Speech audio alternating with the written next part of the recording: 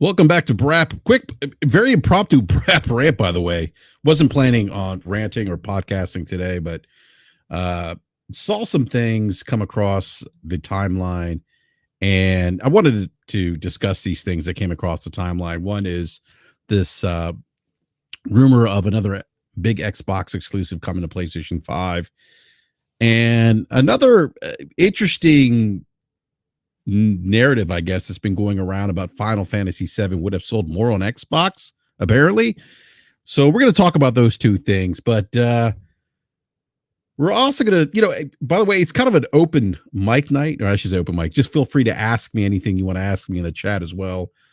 Be more than happy to kind of answer your questions. I don't think I've ever done kind of like a Q&A of sorts here on BRAP. So I'm going to do that. So please feel free to ask me any questions.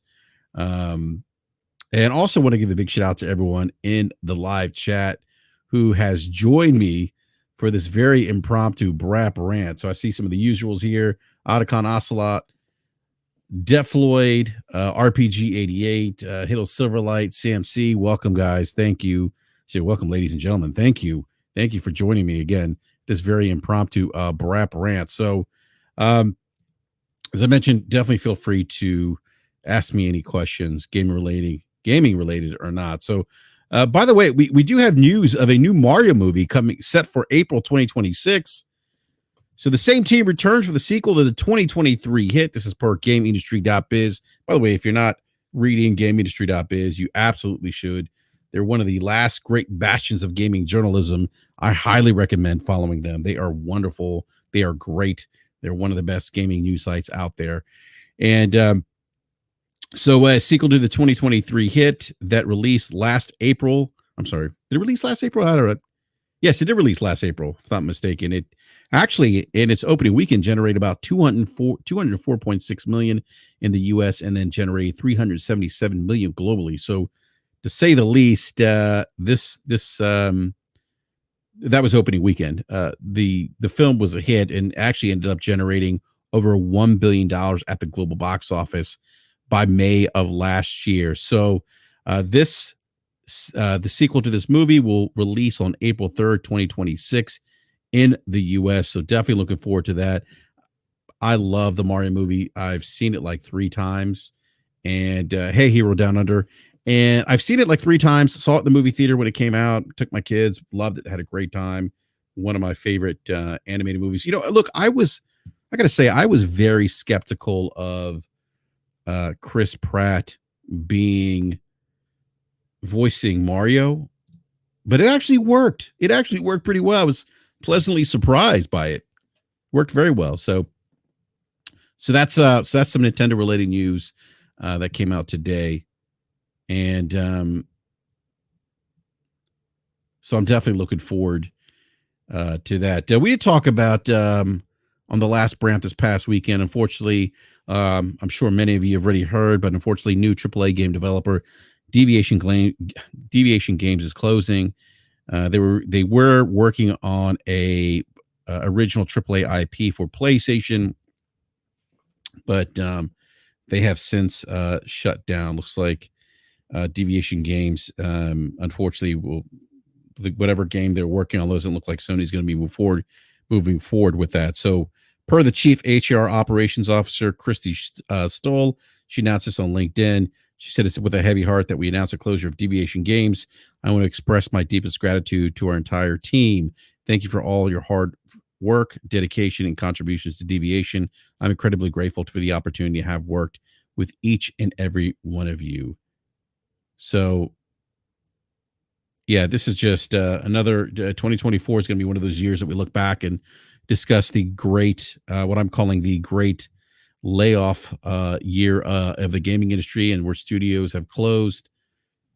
If you're not familiar with Deviation Games, they were created by Jason Blundell and David Anthony. These are 2 development veterans, best known for their work on the Call of Duty Black Ops franchise. By 2021, this studio actually had over 100 employees working, and then the studio signed a deal with PlayStation to create an original AAA IP. So my guess is that, at least in my opinion, I think what's happening here is you're also looking at, and by the way, I should say Blundell left Deviation Games. One of the founders left Deviation Games in 2022, and then May last year, the company actually did go through a significant round of layoffs as well. So I should mention that. But it looks like Sony's really looking at kind of an eyes. You have microscopes on different projects, different studios, and looking at what studios or what games make sense to keep open or move forward in the development process. So, but when they announced Deviation Games, they were really, really excited. David Anthony spoke enthusiastically about their PlayStation partnership, and one of the things he said is, and I quote, "It's absolutely mind blowing for us. We've never been in a situation like this before, where we've got everything we could possibly ask for from day one of the studio. We have complete financial security for years and years to come. Now with this partnership with Sony, we can be ourselves. Not only that, when we bring people into the studios, we can promise them that this is our culture and we can fiercely create and innovate and be groundbreaking." And again, that is just very unfortunate. I was really looking forward to see, just giving the two individuals who founded the studio, I was really looking forward to see what kind of AAA game they were working on. So just, again, unfortunate news, and wish those impacted by the studio closure nothing but the best and success in the future as well.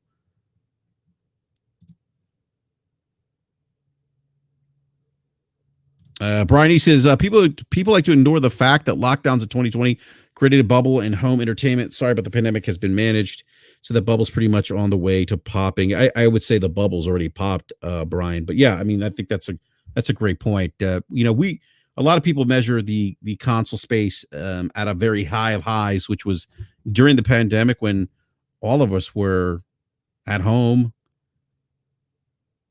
looking for forms of entertainment, ways to keep ourselves entertained. It's crazy. The pandemic's it's 4 years now. I can't believe it's been that long. It seems like yesterday. It was such a weird time, such a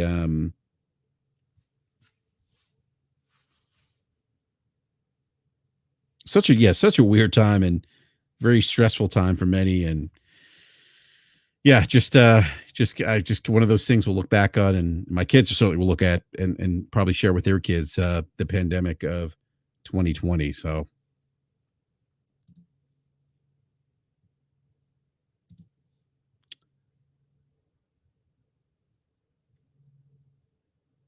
All right. By the way, please hit that like button if you haven't done so already. And if you're new, consider subscribing, hit the bell notification so you're alerted when we go live.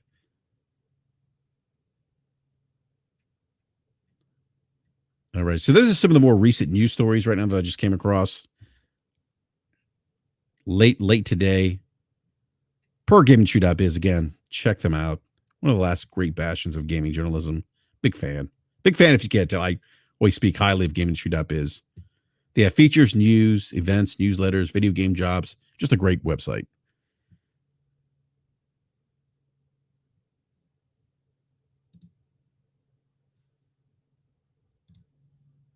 All right, so I want to talk about there's actually rumors.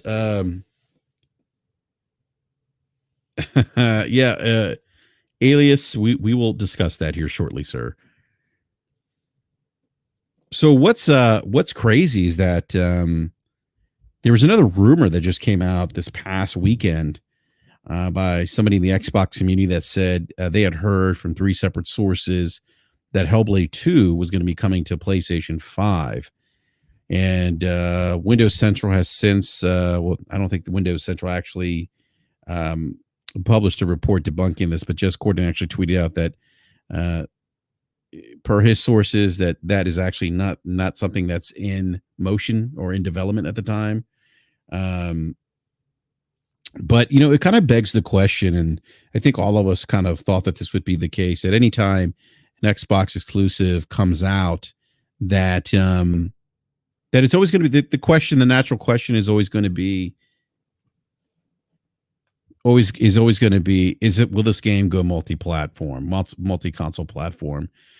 And it's fascinating because this is kind of new territory for the console space, where you have a platform owner putting their exclusive games on a competitive platform. And yes, we've had games come on PC, first party exclusivity on PC, console exclusivity coming to PC. Both Microsoft and Sony's approach has been very different in that regard. And but this is going to be something that I think continues happening anytime Microsoft announces a first party game now. And look, big congratulations to Rare. It looks like I did see that. I didn't even check today, but I did see Sea of Thieves was the top pre-ordered game on the PlayStation Store, which is awesome for Rare. And that's kind of interesting. That's at least to me that may signal some demand signal from the core PlayStation, or I should say not the core. Well, the PlayStation consumer base, that perhaps they do want more co-op multiplayer games. I think that's kind of been an area that maybe Sony's could probably. I mean, again, look, they have the Call of Duties and the Fortnites and all that, and I understand that Roblox, but there seems to be perhaps this is a demand signal for more content like this. Something that's not COD or Battlefield or Roblox, so that sense. Look at how Helldivers 2 is doing.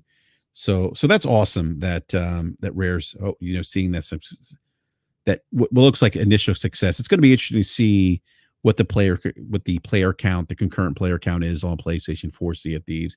It's going to be interesting to see if they share those metrics with us, those KPIs on PlayStation. So we'll see. One thing Rare did say is that they were very, very happy to have been working with PlayStation.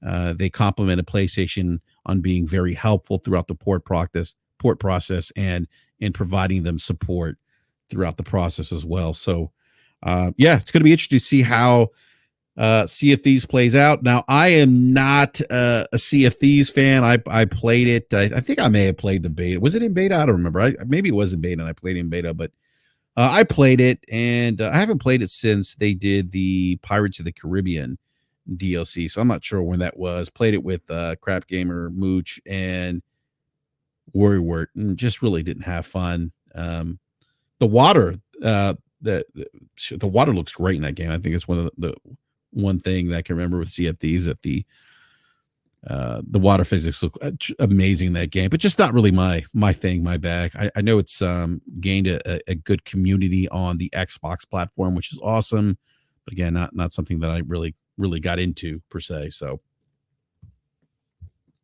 what's up, world renowned GeoHound? So the other thing, so back to this game, Hellblade 2, that was the rumored exclusive coming to PlayStation 5.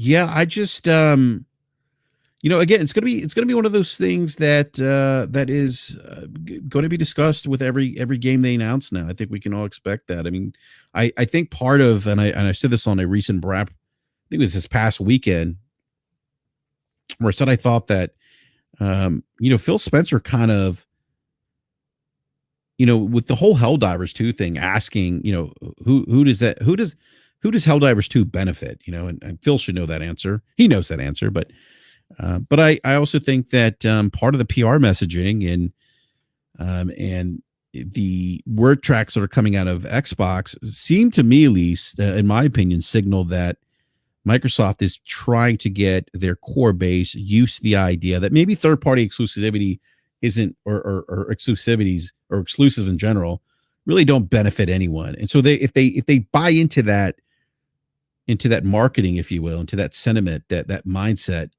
then when Microsoft or Xbox brings the entire portfolio of first-party games to rival platforms, it may be an easier pill to swallow, and Microsoft maybe comes off looking like the champion of consumers. And hey, I understand why they would want to change the conversation. It would benefit them to do so.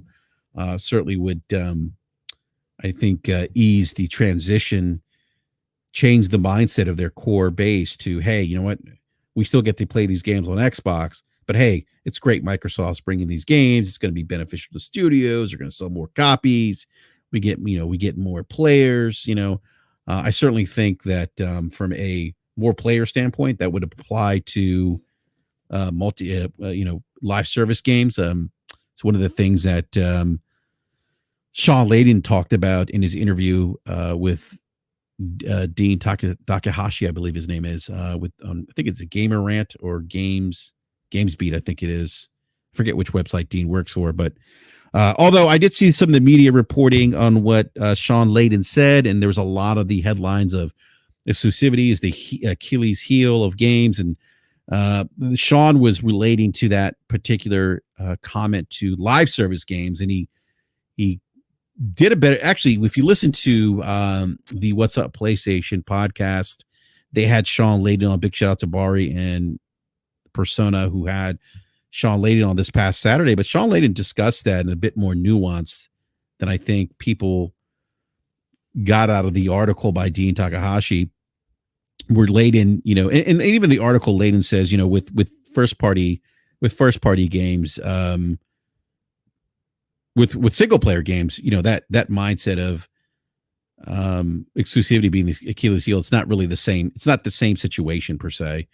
And he did actually explain that on the What's Up PlayStation podcast. So I did see people misconstrued what he said, and you can go listen to the What's Up PlayStation podcast where you see Sean Layden kind of clarify that what he meant, that it's the Achilles heel for live service games. And that makes sense because you look at some of the top live service games, these games of service games are going to thrive off funneling more players into the game, and you're going to only do that by having it release day and date on multiple platforms. These games solely survival communities because, again, they're co-op experiences, they're PvP experiences, things like that. So I just saw that was misconstrued by a couple other gaming media sites, and again, Sean explained that a bit more nuance, clarified that on the What's Up PlayStation podcast.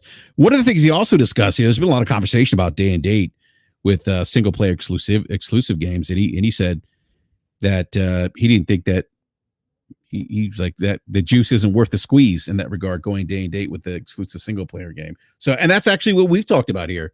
We said the same thing on BRAP that Sean said on Saturday, that when we actually used the same words, that the juice isn't worth the squeeze for single player games. So, and Sean's the one who came up with the idea to bring their single player games to PC, not day and date, but eventually release those games to PC. So he's saying day and date, releasing a single player game day and date on multiple platforms, the juice isn't worth the squeeze.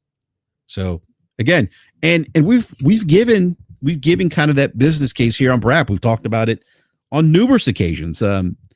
We've had some people say that we're console warring, but I don't know how we're console warring when you're discussing how the business works and how these decisions are made.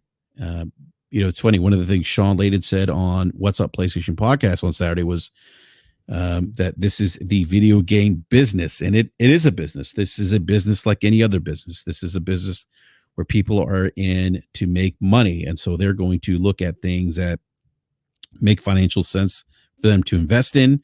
They're going to look at cost. They're going to look at the end of the day, they're going to ask the question, is the juice worth the squeeze? Why are we doing this? What are we going to get out of it by doing it? And those are the decisions and the kind of questions, that kind of critical thought analysis that goes into a lot of the decision making, not just at studios, but with other companies, other industries too. I think sometimes we forget that the gaming business is in fact a business.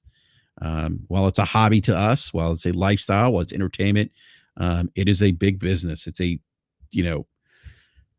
$100+ billion industry. There's a lot of money being made in this industry. And so those decisions typically do not come, aren't made very lightly. And so that is, and so that's why it doesn't make sense. It may not make sense for Sony to do the day and date for the reasons that Sean was kind of, I think, hinting to when he's saying the juice is not worth the squeeze. Anytime you decide to port or develop a game in parallel with other platforms, those are additional costs, additional labor hours. Hey, what's up, Yobi? What's going on, man? Peace, love, and life. Thank you, Yobi. There's a lot of money. There's additional costs. There's additional head count. One of the things Sean Layden mentioned is one of the things that is costing game development is time. And so the longer the time goes in terms of development of a video game, the more money you're going to spend. So, and when you start adding multiple platforms, yeah, you can expedite the time, but it's going to require you hiring more people, which is an additional cost.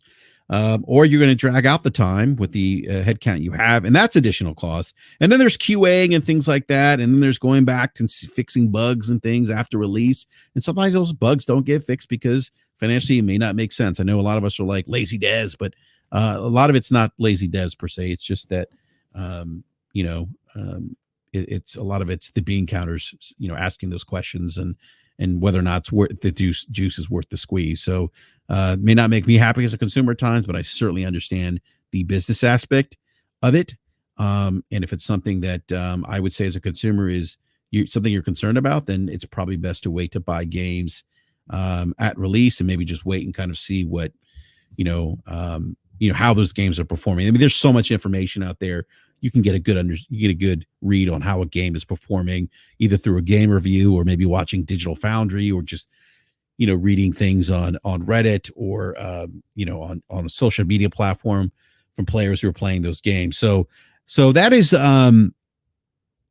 just something to kind of think about when we discuss video games. There's a business side to this because, again, it is a video game business. They're in the business to make money. So, and that's not to say that I'm pro corporation or excusing. I'm just explaining the process and how these things work to, provide you some more information and in terms of how the sausage is made, as they say. So, so it's just interesting commentary by Layden that he said that about day and date, and we ran the math on this show. We had Falky on. We talked about cost depreciation. We talked about running development in parallel and how that increases labor hours. And again, it's just more money. It's more money. So Pixel Slap, I'm not sure what you mean by the tides turning. Simple facts. I don't know what simple facts are. Facts. I don't know what that means. Simple facts. The tides. You mean the ocean? What are you referring to, Pixel? Brian says got to balance shareholder interest with quality control. Yeah, that's a fair point. A lot of these times, these shareholders, they want their gain, they want their money back. And then you got to think about cost appreciation. So, but so though again, that was a very, very, very good show. Very great interview with Sean Layden. So if you haven't checked out the interview with Sean Layden, we'll give you some insight. He'll give you some insight in terms of how the sausage is made, and definitely check it out. It was on What's Up PlayStation podcast this past weekend. Again, big shout out to Bari and Persona. They did a great job, great interview. He's been on their show. I think this is the third time that Sean Layden has been on their show. So that's a huge get and very insightful to hear somebody who has been in the industry, understands how the industry works. Pixel Slap says reality has facts. Gaming is changing. The casual market is the journey. What does that even mean, Pixel? You got to explain that. What does that mean? Reality has facts. Sometimes reality is based on perception and not facts. Do you ever think about that, Pixel Slappa? One's perception is often their reality. I don't know. Pixel Slappa sounds like a bunch of word salad. I don't know what you're saying. You're gonna have to articulate that more. Reality has facts. Gaming is changing. The casual market is a journey. What do you mean by that? The casual market is a journey. We already have a casual market. We have a core market, casual market. The hardcore probably is about maybe 10-15% of the console space. They also spend the most money. The reality is factually facts. Well, I would disagree with that. Well, I mean, I see what you're saying, Mario. I mean, for some people, their reality perception is facts, but in reality, it may not be facts because it's not based on real tangible facts or science. I would say science, like flat earthers, people who believe the earth is flat. That's the most ridiculous thing, by the way, that you think that the earth is flat. The earth wouldn't be the shape of a sphere if it was actually flat. It would look like a flat plane, like a piece of paper. Are you blue pill, Brap? I don't know what does blue pill mean. I don't understand that. Pixel, I bought a dictionary. Give me time. All right, fair enough, Pixel Slapper. But I appreciate you joining the discourse here.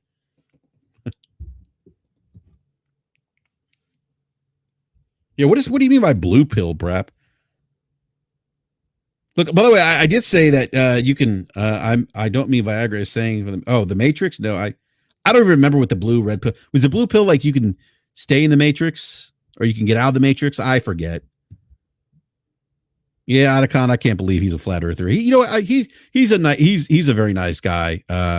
He does like the console war. I think he's nice though. He's pretty funny. He does like the console war. Yeah, I do remember the blue red pill scene, but I don't remember if the blue pill was to get out of the Matrix or stay in the Matrix. I don't remember.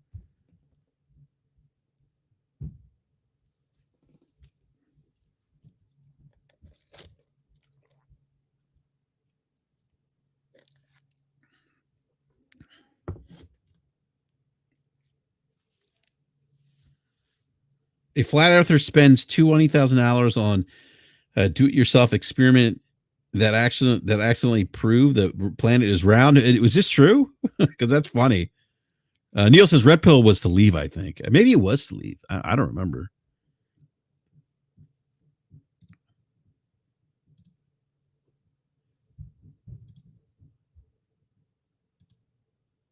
I honestly don't remember the. Now I'm gonna have to look this up.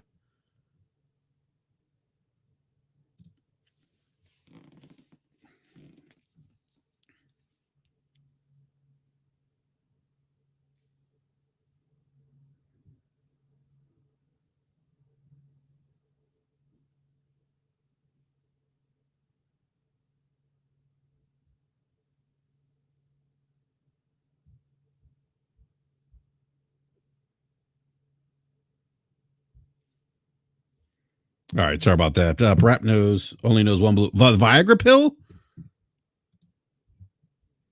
Oh man, hey, I'm getting close to that age where Viagra might be a reality at some point.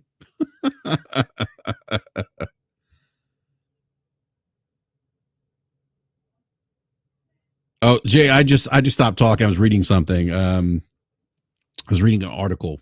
Sorry about that. Wait, hopefully you guys can still hear me, by the way. This is what happened. I can't hear anything.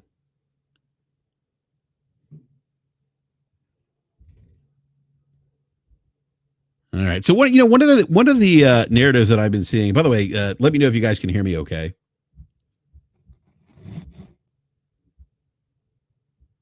Okay. Yeah, he's okay. That's crazy. Like the craziest belief space doesn't exist and it's something made up by the academic establishment. That's wild to me, Neil. I don't get that. I mean, you could see space at nighttime from just looking up at the sky. unless we're all living in the Truman experiment, or the Truman Show, I should say. That's crazy.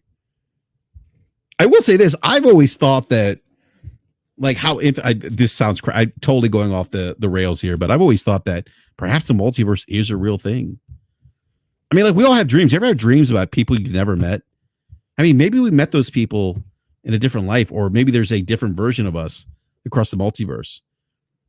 Maybe like space being as infinite it is, there's dual universes. The Book of Genesis. Research the firmament. What is that? I don't know what that is. We live on the firmament under the dome. Oh, okay, I see what you're saying.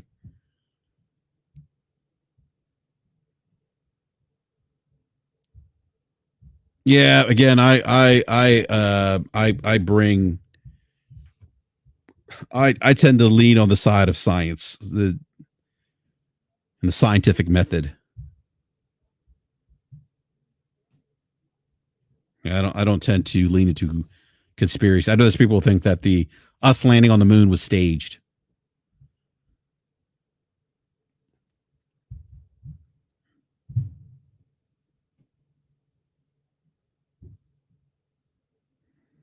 I'm Clint Eastwood of the multiverse. No, I am not. I'm vastly superior to Clint Eastwood.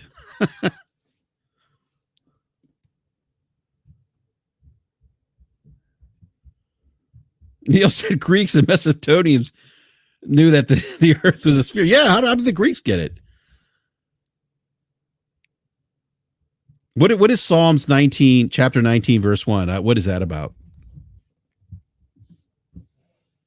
I don't know what Psalms chapter 9, verse 1 is.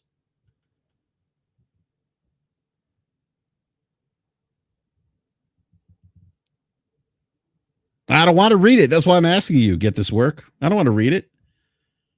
I'm asking you.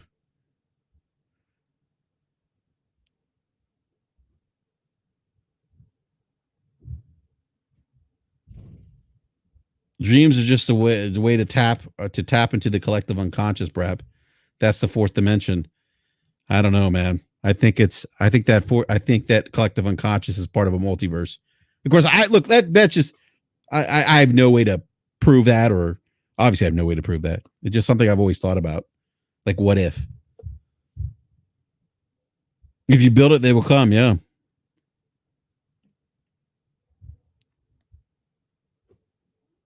It was on an astronaut. You got to give me. You got to give me what. You got to give me more information. I have no idea what you're talking about. Get this work. No idea what you're talking about. What Psalms 19, chapter 19, verse 1 says. All right. So I do want to get it to the Final Fantasy VII thing, because this is kind of interesting.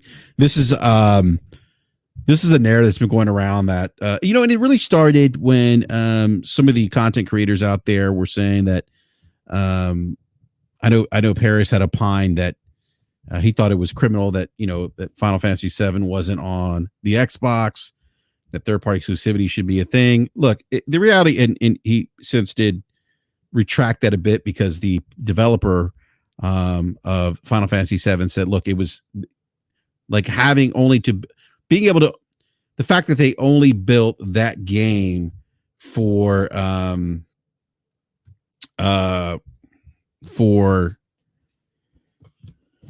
fact that they only built that game for the PlayStation 5 allowed them to create the kind of game that they wanted to create, right? And so when I earlier in the podcast I said, one of the things that Sean Layden said that really resonated with me, when he said the video game business is a business. That's why it's called the video game business. And at times, look, and I don't disagree with the idea of, hey, yeah, it does suck that you can't play Final Fantasy VII on Xbox. I get that, but at the same time, as a consumer, when you buy the Xbox console, you should know, especially if you were on the previous Xbox generation, Xbox One, that the Xbox is going to miss out on certain types of games. Now, I will give credit to Microsoft, to Xbox, because they've done a tremendous job of trying to get more JRPGs into the Xbox storefront, or for the Xbox console players. There's Unicorn. Oh shoot, I forget the name of the game. Atlas published Vanillaware's first game, by the way. And if you haven't played Aegis 13 Sentinel by Vanillaware, that's a great game. Actually, Unicorn Overlord. So that's actually on Xbox now. And that game is actually reviewed really well. I would encourage, if you own an Xbox and you want more JRPG or Japanese developers on that platform, supporting that platform, play this game, buy it, play this game. Look, Sean Layden said it on Saturday. Best way to support the developers is to buy their games. And I don't disagree with them. Buy this game, play it, show the support. And I think someone said in the live chat, if you build it, they will come. If you buy it, they will come. So, but I mean, I have to give them kudos for getting the Persona games on there, for especially Persona 3 Reload on Game Pass. Actually, that's one of the reasons why I jumped back into Game Pass again, because that's one of the games, and then Avowed, Hellblade 2, and Indiana Jones. Those 4 games, I felt like it was, getting those 4 games within a year was worth me signing up for 1 year of Game Pass. And I'm going to do Game Pass by a year-to-year basis, depending on what they have to offer. But Unicorn Overlord is a great responsibility. I'm reading what Nate said. What is it Nate said? Who's going to eat the costs? He wants to remove consumer responsibility for the choices they make. Yeah, I was just about to say that, like, at the end of the day, as an Xbox consumer, if you've been on the Xbox ecosystem for since the Xbox One generation, that there are going to be games that aren't going to see the light of day on Xbox. And if you're interested in those games, you should probably pick up a PlayStation instead. I think as a consumer, if you made that choice and you have, you've knowingly made the choice to be okay with some of those games not coming to the Xbox. So should have brought Persona 3. Yeah, no, I I hear you. I did say support the devs, but I have supported. So good, sir. I have supported Persona 3 in the past, and did buy Persona 4 Golden, and did buy Persona 5 and Persona 5 Royale, and the Persona. What's the other Persona game that came out? That is. There was another Persona 5 game that came out that I bought as well. So I've done my share of supporting the devs. But that's Unicorn Orlament. That's another great get for Xbox. That's Vanillaware hasn't had a game on Xbox 4. It currently sits at 87 Metacritic. So I would encourage, if you're an Xbox owner, buy this game, support it. Vanillaware makes some good games. Like I said, 13 Sentinel. Is it Aegis 13 Sentinel? Was the last game they released? It was on PlayStation 4.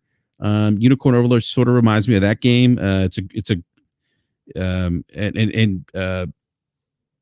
Aegis 13 Sentinel, I think that's what it's called. Was a great game. T-Rock says, but I want a roadie run Helldivers on my on a series BRAP. That's funny, T-Rock. Oh, I didn't know they ran out of funds making that game. Yeah, so please, by all means, support that. Yeah.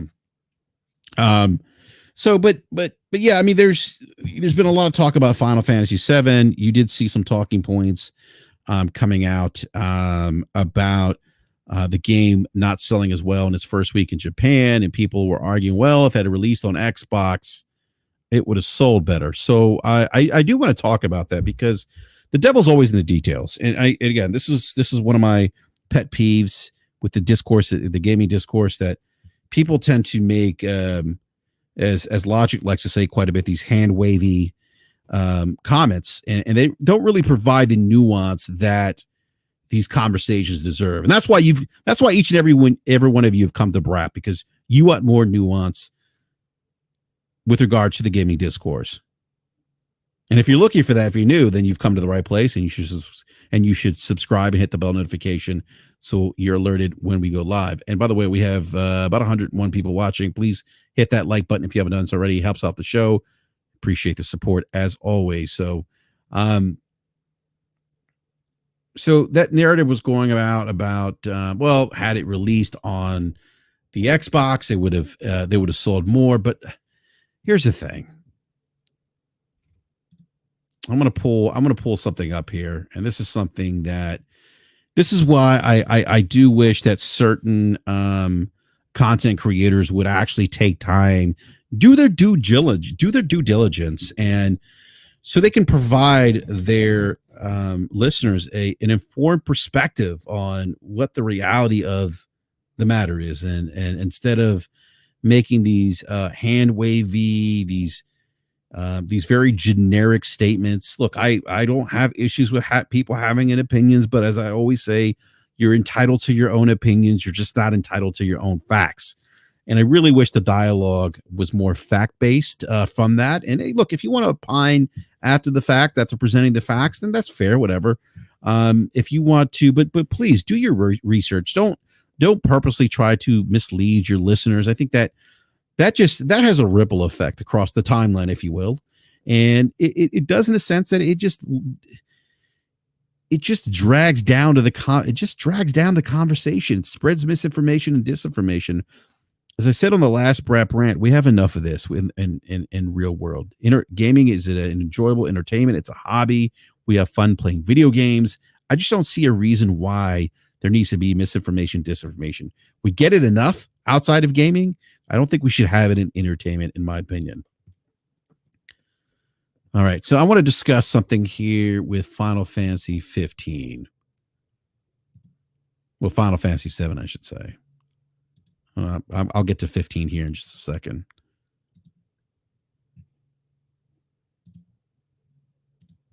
All right, so just pull up this chart here.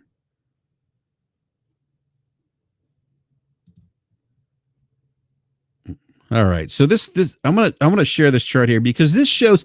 So I think the bigger question is what is the historical trajectory of Final Fantasy as a series, and so a lot of commentary with these sales being down from Final Fantasy VII, the release of Final Fantasy VII. I think the other thing people need to consider too is the Final Fantasy VII remake also released during the pandemic. So I think that people are factoring that into the equation to the conversation, and they should, because we saw a correlation between the pandemic and a big boom in the gaming industry. So a lot of what people were saying about Final Fantasy VII not selling, Final Fantasy VII Rebirth selling less than, and you'll see that right here. Here's Rebirth first week sales. Final Fantasy VII is right here. So you see the disparity, the difference, right? Okay. See that? Look at the trend here, okay? So you see this is peak Final Fantasy right here. Final Fantasy VIII. And then you start seeing the drop. Final Fantasy 12 was also released on the Xbox 360. And I believe 13 was as well, as was 12, if I'm not mistaken. I'd have to go back and look. Let me actually look at that real quick. I don't want to spread any disinformation.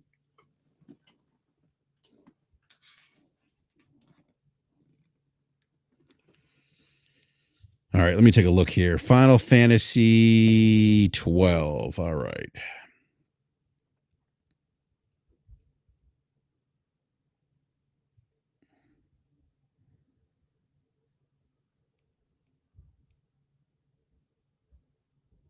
All right, so Final Fantasy 12 released on the PlayStation 2, and then would release on the Xbox, released on the PlayStation 4 worldwide on July 11, 2017. Oh, that's the Zodiac Age. Never mind. It's released on PlayStation 6 on I'm sorry, at least 2006 PlayStation 2, would eventually make it to the Switch Xbox One in 2019. All right, one of the Final Fantasies.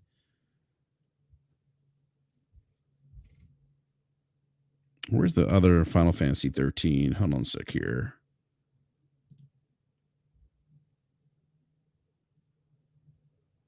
Okay, so Helting Silver says 13 and 15 were Xbox, 7 and 12 was ported in 2019. Okay, there we go. Well, I'm sharing the Japanese numbers because that was part of the.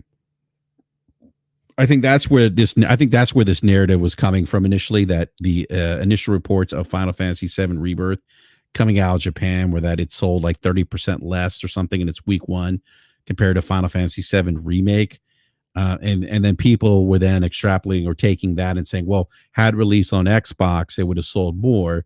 But we have examples of multi-plat releases of Final Fantasy, as we know that Final Fantasy 13 and 15 were released on the Xbox as well. If you look at Final Fantasy 13, again, I mean, you look at 15. 15 was a multi-plat release. 15 released on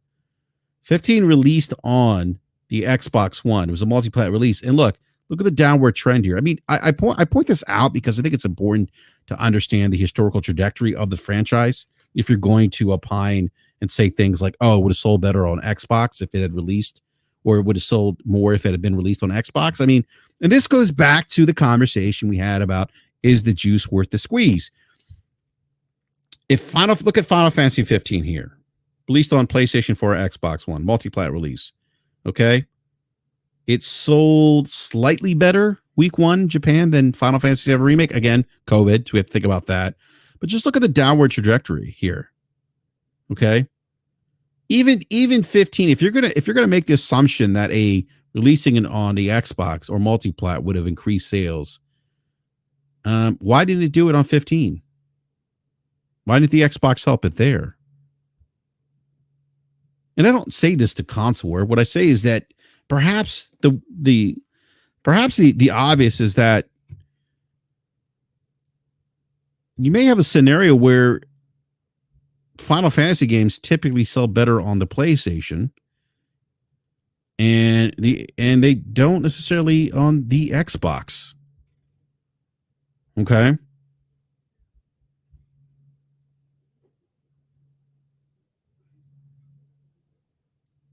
And look at 16. 16 didn't go to Square Enix released 15 on the Xbox One. They didn't release it on the Xbox Series consoles.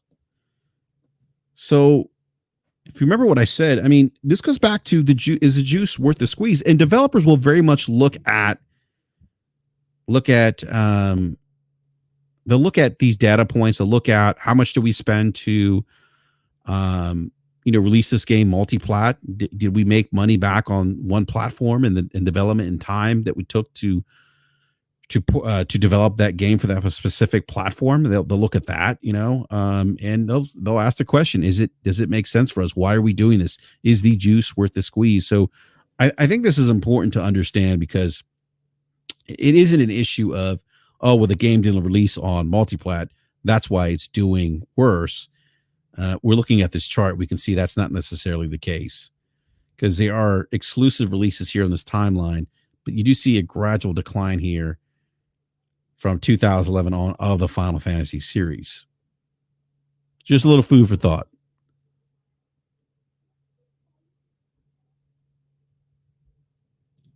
So I do want to bring up a podcast, and this came across my timeline. I was kind of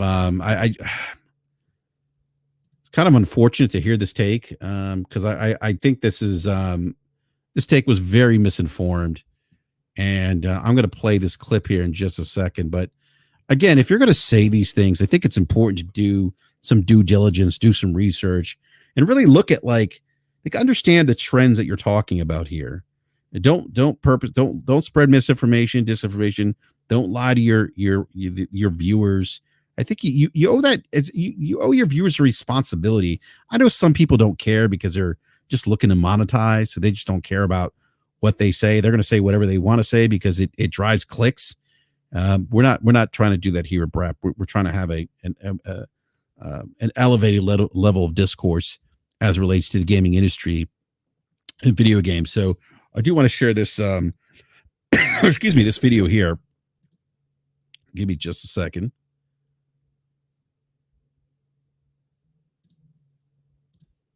Let me pull this up here. All right, so I'm going to play this clip here.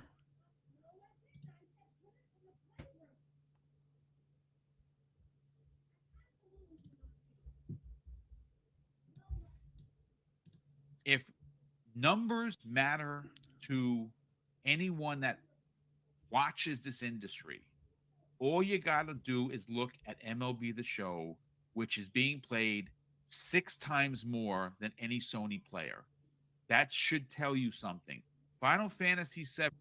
All right, real quick, 6 times more than any PlayStation player. So the numbers on that were that MLB The Show had been, yes, played 6 times more.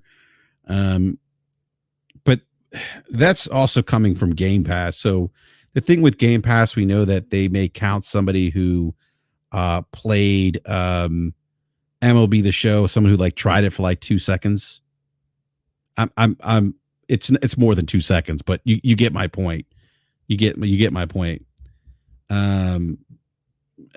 Star Trek. We're not Sony console warriors. We're actually, most of us are actually PC gamers. If you listen to the show, you probably know that.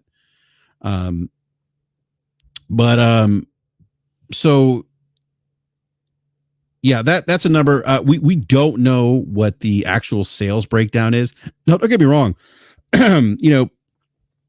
Getting 6 times more eyes through Game Pass that's a great opportunity for the developer publisher to get eyes on that game, but it's not 6 times more. He needs to actually cite that source too. he actually needs to flesh out what that means, because it's actually means part of that's Game Pass, and meaning that people have tried it out for 5 minutes and uninstalled it. That counts. So I wouldn't count that as a that's not a data point that I would use to kind of build your foundation for your argument off of here. He should have done a better job in terms of fleshing out what that number means, as opposed to leading his listeners to think that, oh, there's 6 times more people, there's 6 times as many people playing MLB The Show on Xbox and PlayStation. That's just not true. That's not true. So, and that's not what that number means. All right, let me finish playing this here. 7 remake, if it would have been Final Fantasy 7 remake 6 times more than any Sony player. That should tell you something. Final Fantasy 7 remake, if it would have been released on both consoles, I guarantee would have sold better on Xbox. All right, so Boomstick is he's the host here of Breakfast with Boom, and he's saying that he guarantees it would have sold more on Xbox. I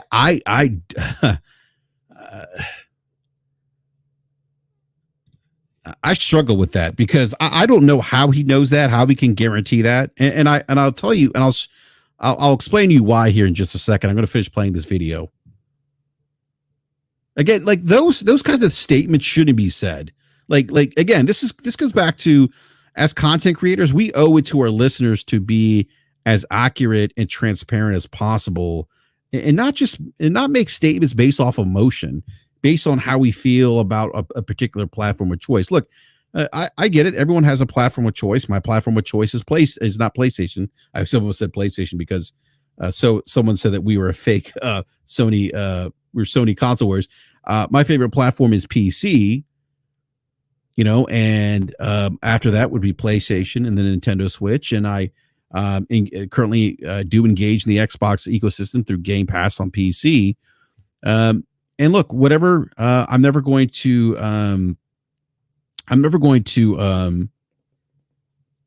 tell anyone that they're wrong for whatever platform of choice there is. Well, I will sometimes. I do encourage people to play on PC, because PC is the definitive platform for experience all things video games. But again, I don't. If you're on the Xbox platform, hey, that's great. If you're on the PlayStation platform, that's great. If you're on PC, even better. No bias there. If you're on Nintendo Switch, that's great. As long as you're gaming, right? That's what it's about. But I just, this guarantee stuff, I mean, that just leads down to misinformation, disinformation, and it just really it tanks the conversation and discourse around video games. It just sends it right to the dumpster. And PC stands for probably crash. No, it does not. T-Rock. It does not. PC does not stand for probably crash. It stands for personal computer, sir.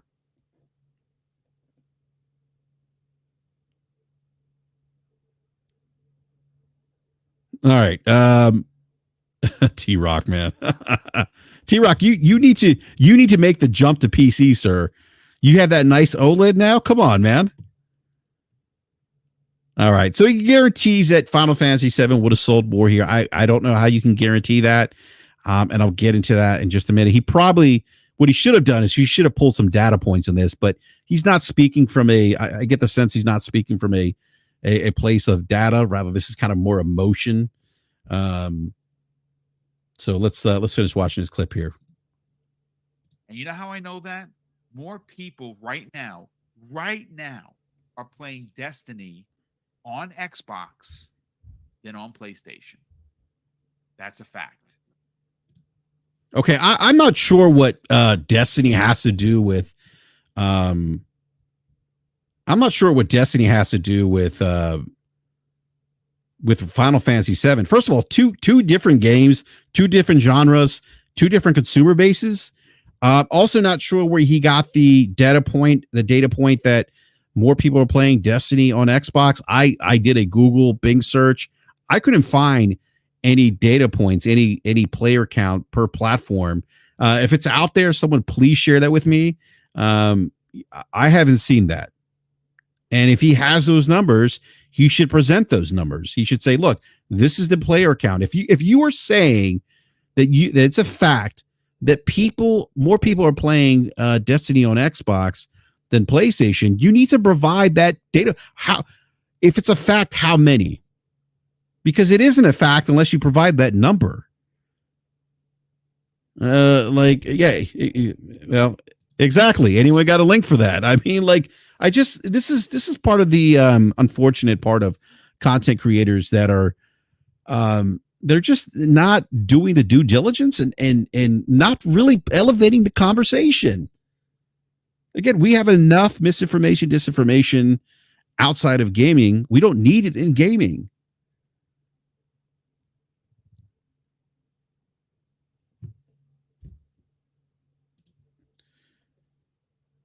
No face, no cases. Japanese games always sell worse on Xbox. Look, I mean, the Xbox and Game Logic wrote a great article, and I say article, but quick piece on the Xbox and it being a Western conference. I'm thinking basketball now. A Western console, excuse me, of it being a Western console. And the types of games that have been typically successful in the Xbox are games that have really catered to the Western audience. I mean, we know that by looking at some of the top selling games, some of the most popular franchises on Xbox, and no face, no case is right. Like Japanese games, we've seen this. Capcom has put out data points. Capcom, and I don't have those right now, but Capcom per their financial reports have shown the disparity between games sold on the PlayStation versus games sold on the Xbox, and sometimes it's I say most of the time it's lopsided. You may see, low double-digit percentages of games sold on Xbox, or sometimes single-digit percentage games sold on Xbox that Capcom has released. Again, I'd have to pull those numbers, but if you do a Google search, you can find these numbers. By the way, those numbers are out there. I'm not making this up. You can Google that. But I think if you're going to say it's a fact that more people are playing Destiny, again, Destiny. I mean, I don't know. I don't know where he got that number from, but again, if you're going to say that as a fact, then you need to provide some actual data points. You need to say it is a fact, and this is the many numbers of people that are playing on Xbox versus how many people are playing on PlayStation.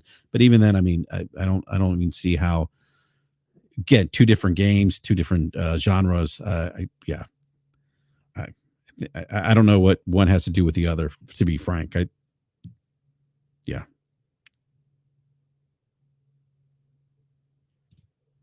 All right. So I talked about the okay. So we talked about this notion that this individual thought that in fact that it's a fact that Final Fantasy VII would have sold more on Xbox. I think I'm trying to give him a little bit of leeway here. I'm trying to give him the benefit of the doubt. Maybe I shouldn't, but I'm thinking maybe he's saying that Final Fantasy VII would have sold more copies had it also been released on Xbox. I know some people are saying maybe he's saying that it would have sold more on Xbox compared to PlayStation. I don't believe that. But here again, this goes back to understanding the business side of game development. He's also sidestepping the fact that Sony helped fund and invested and made a partnership with Square Enix. So at some point, Square Enix, again, think about this. These are businesses, all right? And what do businesses like to do? And this is what he should have acknowledged when he's making the statement. He should step back, subtract the emotion. He needs to take the emotion out of the conversation and think about this from a more rational perspective. And that is, what are companies like? Companies like money. He seems to be applying that Square Enix looked at the data because, again, these companies aren't making willy-nilly decisions that could cost them millions of dollars, by just, licking their finger and putting their finger up and see which way the wind's blowing. They're not doing that. That's not what these companies do. They want to make money. So he would be applying that Square Enix purposely left millions of dollars on the table to avoid Xbox, to avoid more sales. And he's totally discounting the fact that Sony actually invested money in this game with Square Enix in this partnership. And he's not thinking of the fact that Square Enix probably looked at the cost benefit of having Sony entering this agreement with Sony and that they looked at the data, the forecasting. If they forecasted what they would project losing, because they will, they're going to look at everything. They're going to look, okay, well, if we don't release on Xbox, what are we looking in terms of lost revenue? Is the investment that Sony's making, does it offset that lost revenue? If the answer to that question is yes, which it probably was, then they're okay with the deal. But he's not thinking logically about this. He's, again, coming from a place of emotion. We got to take the emotion out of this. Got to take the emotion out of it. This is a business. Let me grab some super chats here real quick.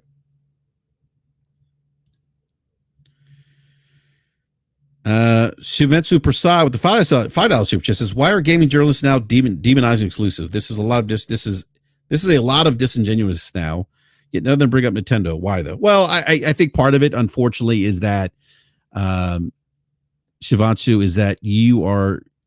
I think part of it's access. To be honest with you, I think some of these influencers, journalists, may be getting access, and some of them may be doing it to monetize traffic to their channels. Yeah, it's really weird, because if you listen to their word tracks, their voice tracks before Microsoft announced, bringing some more bringing their 4 first-party exclusives to rival platforms, they weren't saying this. They weren't saying this at all. So I'm leaning on the side that this isn't coincidence that they've changed their voice track as soon as Microsoft pivots.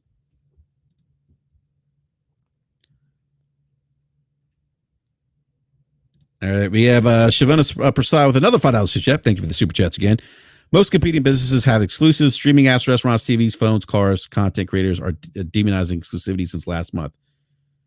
Yeah, I don't disagree. I mean, the differentiators are important. They're important to the industry. They're important in a competitive market where you need to separate yourself from competitors.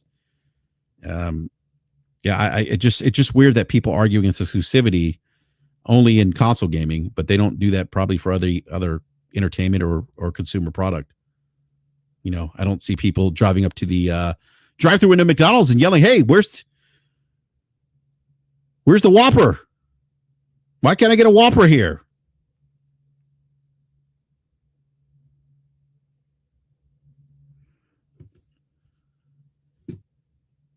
Look, all jokes aside, T-Rock makes a great point there. You mean companies make deals based on numbers and not hopes and dreams?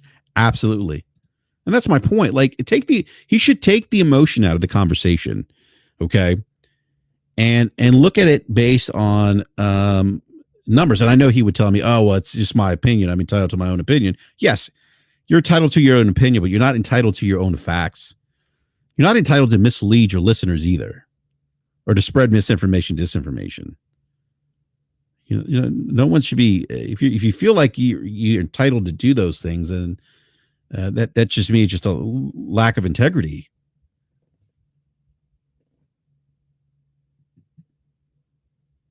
But again, Square Enix is looking at the Square Enix is looking at. They're not just making this deal. Oh yeah, we're just going to make the deal.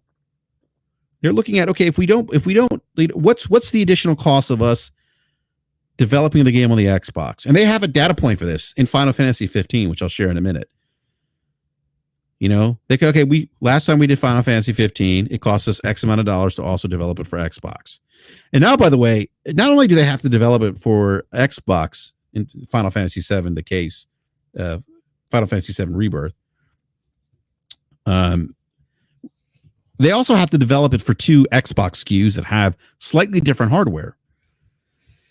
So that's additional lift for them. They got to develop for a Series X, a Series S, and they got to QA those 2, platforms, and so that's additional spend. So then they're looking at the additional spend of developing it for 2 platforms. They're looking how the cost of Final Fantasy 15 to develop for Xbox, and they're looking at how much the Final Fantasy the version of Final Fantasy 15 sold on the Xbox, and was that able to offset the cost of development for that particular platform? And then they're looking at, okay, well, what's Sony offering us if we have to develop for 2 consoles now? Maybe that's I would imagine it's probably increased cost. And if it's not, then they're still looking at the cost associated with development for that platform. And then they're looking what Sony gave them. And then they're projecting out, okay, well, based on our costs, based on what we think it might sell, based on what it did on Final Fantasy 15, is the juice worth the squeeze? And clearly, Square Enix came to the conclusion that the juice is not worth the squeeze to port over, or to not port, but to create a version on Xbox at the moment. Version of Final Fantasy 7 Rebirth on Xbox, given Sony's investment. So he didn't even acknowledge that, address that. He should have fleshed that conversation out a bit more, added some more nuance, talked about how Square Enix maybe arrived to that conclusion, and the fact that no, it's not a given. Yes, I mean, sure, and this is where the thought process stops here, where it stops at, oh, well, yeah, they would have sold more copies. Well, yeah, I mean, like, okay, yeah, they would have sold more copies of Final Fantasy 7. But again, is the juice worth the squeeze? Is the money spent on developing for Xbox worth the squeeze for them, for those, extra, 1,000 copies that they sell? Maybe not. And I would say that's probably more than likely what's happened here, considering, again, the investment by PlayStation into this game, leveraging, giving resources to Square Enix, helping them with development. I mean, those are cost savings to PlayStation, or to Square Enix. It also allowed them to create the kind of game that they wanted to. The studio head, or the director of the Final Fantasy remake, or Rebirth, I should say, mentioned that in Gene Park's interview with them. A great article, by the way. Gene Park of the Washington Post, who we had on the show, by the way. Gene's great. Enjoyed having him on as a guest. So that's just something that I wanted to discuss and just add a bit more nuance to the conversation. Now, I brought up Final Fantasy 15, so I want to discuss this one point here with Final Fantasy 15. And again, companies are looking at data points, are looking at past trends, how games are sold on certain platforms. They're making decisions off those things. Again, developing for different platforms costs money. It's additional spend. So I want to bring this up, this one data point up here. Let's see here.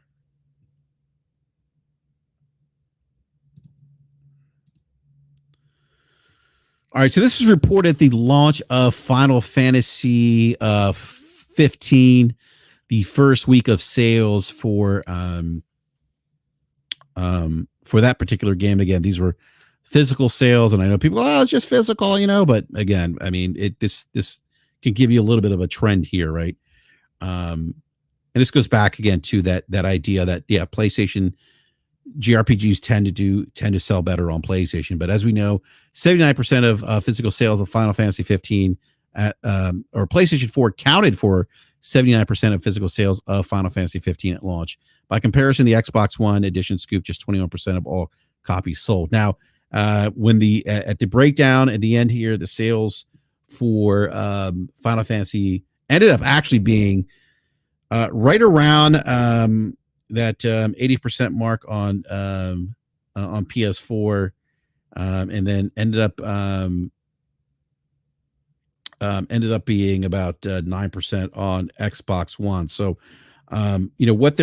so again, I mean, these are data points that these companies are looking at when they're making these decisions about releasing content on multi-plat. So, and again, Final Fantasy 15 didn't receive any investment from Sony. And, but look, even at the launch, you look at the launch, right? 80% of the games sold of Final Fantasy 15 were on the PlayStation 4. 20% were sold on the Xbox One week one launch. So again, is the juice worth the squeeze, right? Is that 20%? Did they make their money back on the development costs for working on the Xbox? Is the juice worth the squeeze? Again, I'm going to say this. I'm going to start making t-shirts. Is the juice worth the squeeze? Again, these are the kind of conversations that people should be having, instead of becoming a bit emotional about this and saying, "Oh, I guarantee it would have sold more." I mean, really? Maybe. I mean, and then you think of the look at the history. There's a reason why many and again, I think this is a testament to Phil really working overtime and and getting, some of these JRPGs that never saw the light of day on Xbox. Kudos to him for doing that. But I do think that, there's a reason for that these games typically just haven't sold well on other consoles. And again, I referenced Capcom earlier, their financials. You can Google and look at their financials. You can kind of see the breakdown. It is really lopsided in favor of PlayStation. So, yeah, those are, again, I just, I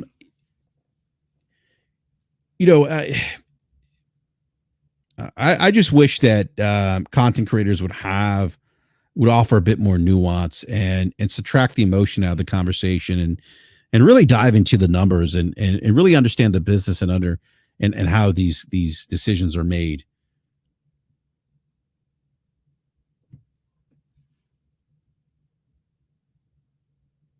Grab a super chat here. Shenvetsu Prasad with the $2 super chat says Layden's quote is being taken out of context now. Yes, it is. I actually discussed that earlier in the show, Shivanshu. I mentioned that that he actually did a great job fleshing that out a bit more on What's Up PlayStation on Saturday when you interviewed there. And again, when he was talking about the Achilles heel, that was specific to live service games. And when he discussed, the second part of that was, single player, which he said, hey, that's a different state of affairs when you're looking at single player versus live service games. And he also, in that show, you mentioned too, like going day and date on multi-platforms for single player games, it doesn't make sense. The juice isn't worth the squeeze.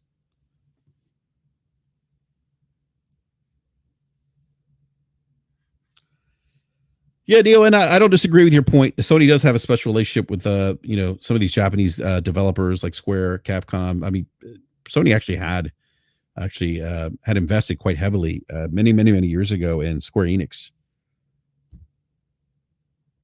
I don't think they own quite a bit of stock, if I'm not mistaken.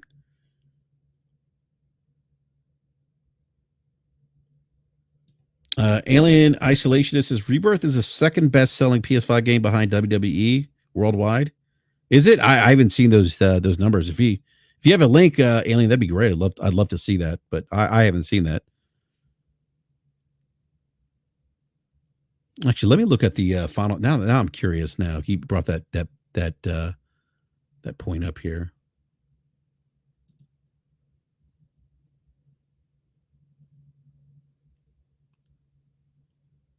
By the way, I'm going to show you the article here with that 70-80 split. Here's the article. It talks about 79% of UK Final Fantasy 15 sales were on PS4, 21% Xbox One. Again, this is the first week of sales, physical sales.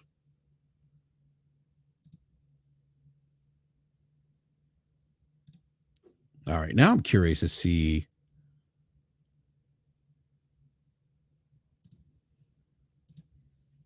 What did Final Fantasy 7?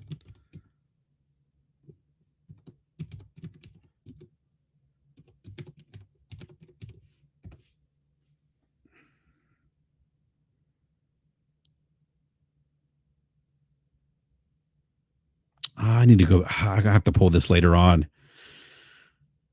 Because I know that the first week, I don't think we've gotten any sales numbers here in the US or in Europe, if I'm not mistaken. I'd have to go back. I'd have to do a little more digging here.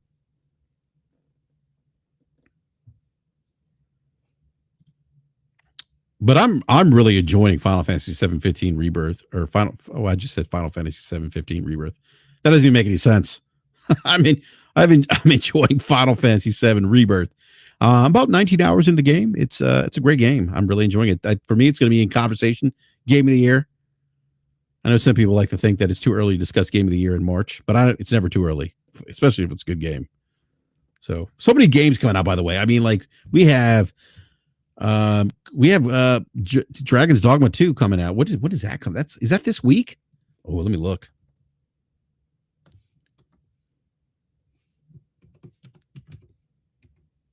Dragon's Dogma 2. Let's see here. It comes out March 22nd. Okay. So what is Rise of the Ronin's coming out too? When does Rise of the Ronin come out?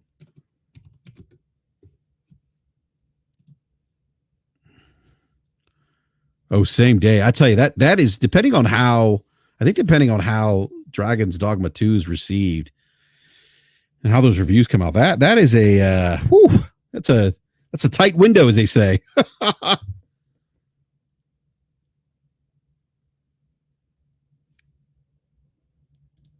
Me first, please says, let's not forget the digital sales have more than doubled since 2015.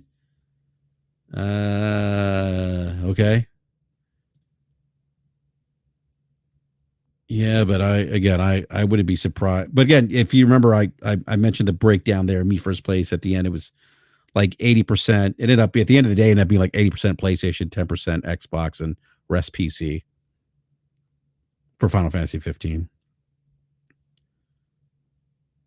Dragon's Dogma will do fine. It's not exclusive to one console. What does it mean, What do you mean, Jason? I didn't say Dragon's Dogma 2 was exclusive to one console. What I'm saying is Rise of the Ronin and Dragon's Dogma 2, like that, like Rise of the Ronin releasing next to Dragon's Dogma 2, that is tight.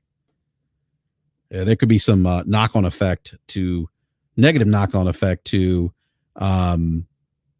Rise of the Ronin potentially. That's tough. Those release windows are tough.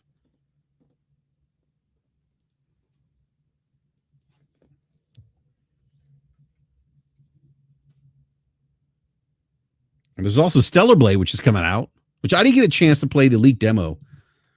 I did talk to Dreamcast guy. He said he enjoyed it.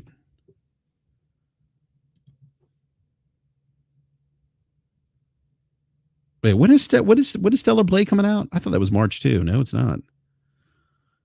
That is April 26th. Okay, so there's some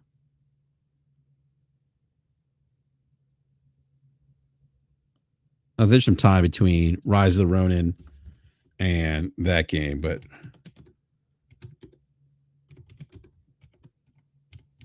I'll tell you, PlayStation's got a lot of exclusives so far. This, Rise of the Ronin March 21st.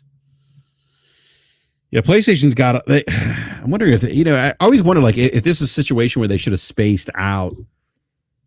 Because look, you have Final Fantasy 7 Rebirth, then you have Rise of the Ronin the next month. I mean, that's just. I mean, who has time to play both games? I don't.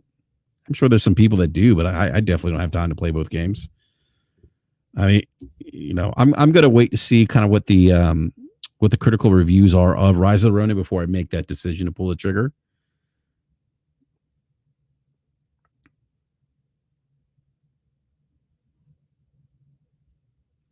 I know as consumers, we think like having all these games lined up within a short release window is great for us, but I think it could be negative towards developers potentially because now you're competing for more. You're competing for eyes when more games are on the market, and there's only so many eyes on the market. I know B Money was talking about this on BRAP a couple weeks ago. He thought that there's just too many games on the market, not enough gamers and too many games. And if that's the case, you're going to see course correction. You're going to see, fortunately, you'll probably see more studios close. You see more consolidation in the industry.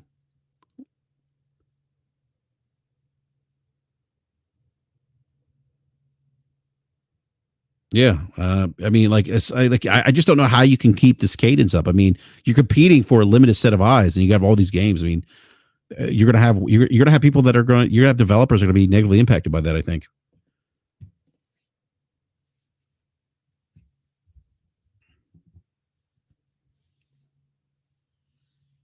Again, it's great as consumers to have choices, but I mean, it's like, when do we get a chance to play those games? And those are just three like big. I mean, there's other games in between that are coming out that I even mentioned.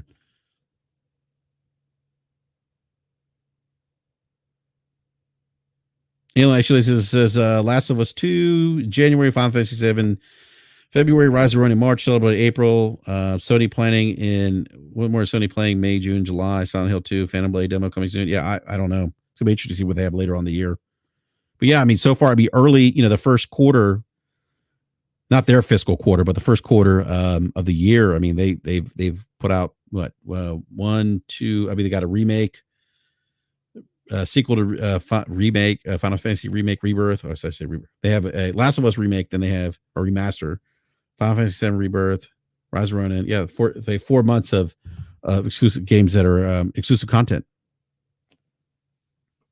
It's not too shabby. I know people, criticize them for not having any first party exclusivity. I certainly understand that perspective. But for me, it's like, are they still bringing games to the platform? And how I look at the PlayStation platform, because my primarily game on PC is my ROI. Am I getting that ROI out of the PlayStation 5? I'm getting exclusives that I can't get anywhere else right now, and that's how I kind of judge the PlayStation 5. And then when those exclusives aren't there, I'm back to playing on PC majority of the time. So, all right, everyone. I do need to wrap up the show. I do want to thank everyone who watched us live. Thank you so much. Hey, Anthony Dixon. Thank you, everyone, for watching us. Please do me a favor.